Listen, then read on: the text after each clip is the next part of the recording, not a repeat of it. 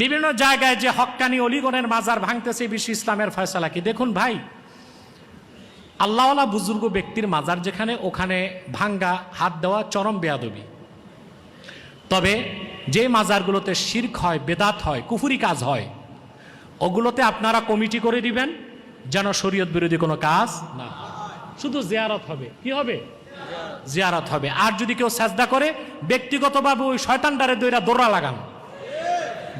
কেউ যদি যায় কি করে, কপাল ঘষে, সাজদা করে, শিরক করে, ওইটারে ধইরা প্রয়োজনে লটকায়া দৌড়া লাগায় দেন। এটা হবে কাজের কাজ। কিন্তু তাই বলে আল্লাহর ওলিদের মাজারগুলো ভেঙে ফেলবেন, এটা একটা চরম বেয়াদবি এবং গর্হিত অপরাধ। এই কাজটি কখনো করার চেষ্টা করবেন না। তাতে প্রশ্ন চলে আসে যে আপনারা মন্দির পাহারা দিবেন, ওইখানে কি শিরক হয় না? না বড় শিরক হয়। তা আল্লাহর ওলিদের মাজারগুলো কেন ভাঙবেন? বরং ওখানে সংস্কার করতে পারেন, ওখানে কমিটি বানায় দিতে পারেন, ভালো মানুষ নিয়োগ দিতে পারেন, যেন ওখানে আগরবাতি মোমবাতি না থাকে, কেউ যে জন্য সাজদা না করে। এটাই উত্তম না? এটাই ভালো কাজ না?